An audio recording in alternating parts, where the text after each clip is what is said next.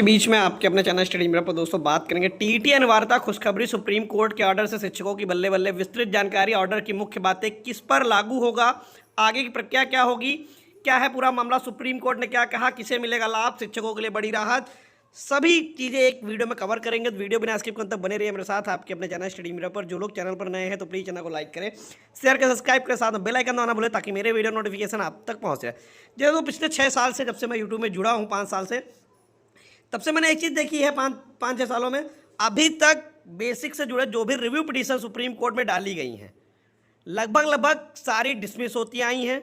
Review petition हमेशा उसी जज की बेंच में जाता है जो जज आदेश को देते हैं, उसी जज में हमेशा रिव्यू पिटीशन लगती है और रिव्यू पिटीशन ज़्यादा से ज़्यादा डिसमिस चैम्बर से ही हो जाती हैं। लेकिन अभी तक के इतिहास में जो होता है रिव्यू पिटीशन 100 में से अगर मान लिया 100 केसेस डाले गए रिव्यू पिटीशन में, अगर किस्मत अच्छी होगी तो 100 में से 1-2 मामले पर हो सकता है ओपन कोर्ट में बहस हो जाए, अन्यथा ज़्यादातर मामले रिव्यू पिटीशन में डिसमिस ही हो जाते हैं चैम्बर से। क्योंकि इसका सबसे बड़ा कारण यही होता है कि उसी जज की बेंच में जाता है मामला जो जज ऑलरेडी फैसला देते हैं, और जज एक बार फैसला देने के बाद बहुत कम होता है जिन पर जज साहब विचार करें। लेकिन बेसिक के इतिहास में 6 साल में मैंने पहला मामला देखा हूँ जहाँ पर रिव्यू पिटीशन जो डाली गई है और जहां पर ये अब फिर से ओपन कोर्ट में गई है।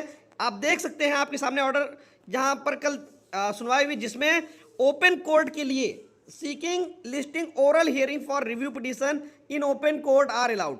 ठीक है, तो यहाँ पर ओपन कोर्ट के लिए अलाउ कर दिया जज साहब ने, जस्टिस दीपांकर दत्ता साहब ने, क्योंकि मामला लाखों शिक्षकों का था, कई लाख शिक्षक थे जो इस ऑर्डर से प्रभावित हो रहे थे। अकेले यूपी में ही 2 लाख शिक्षक थे। ठीक है, तो इतना सब कुछ होने के बाद कहीं ना कहीं मामले की गहराई को जज साहब ने समझा। चैम्बर में सुनवाई करने के बाद ओपन कोर्ट में 13 मई 2026 को 2 बजे इस केस को लगा दिया है चीफ जस्टिस के आदेशानुसार आगे की चीज़ें। ठीक है, अब दोस्तों सबसे बड़ी बात, इस आदेश में क्या देखने को मिल सकता है? देखिए 2-3 चीज़ें हो सकती हैं। पहला, सभी लोग इस पे अपना बहस करेंगे, जहां पर मुख्य रूप से 3 विकल्प होंगे। पहला, यदि अदालत सभी दलीलों को सुनने के बाद भी पुराने फैसले पर सही पाए तो यथावत मेंटेन का निर्णय लेगी, यानी कि एक बार ओपन कोर्ट का मौका तो दिया, लेकिन अगर मान लें जज साहब ने सब कुछ सुना, सबकी बार बार वही घिसी पिटी बहस या कोई वैसा ठोस चीज़ें ना देखने को उनको मिली, तो अपने ऑर्डर को यथावत कर देंगे, मेंटेन कर देंगे कि मेरा ऑर्डर जो था वही मेंटेन रहेगा और याचिका को डिसमिस कर देंगे रिव्यू पिटीशन को।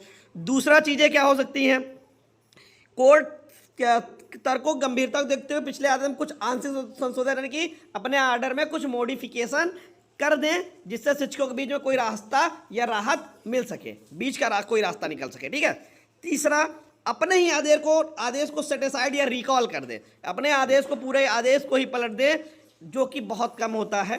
ठीक है, उसमें थोड़े बहुत आंशिक संशोधन देखने को मिलते हैं। ठीक है, अब यहाँ पर देखते हैं जज साहब क्या करते हैं। हालांकि फैसला केवल फाइलों के आधार नहीं बल्कि जीवंत बहस और न्यायिक सिद्धांतों की व्याख्या पर होगा।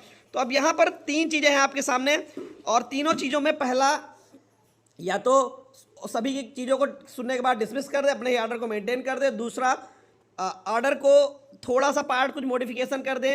ठीक है, तीसरा, अपने ही ऑर्डर को सेट असाइड कर दे। तो मुझे जो अपना लगता है वो यही है कि सेकंड ऑप्शन की तरफ कोर्ट जाएगी, अपने ऑर्डर में थोड़ा बहुत मॉडिफिकेशन देखने को मिल सकता है जिससे शिक्षकों को हो सकता है राहत देखने को मिल जाए। बाकी के लिए चैनल से जुड़े रहें, जो भी जानकारी निकलेगी आपको बताई जाएगी। धन्यवाद।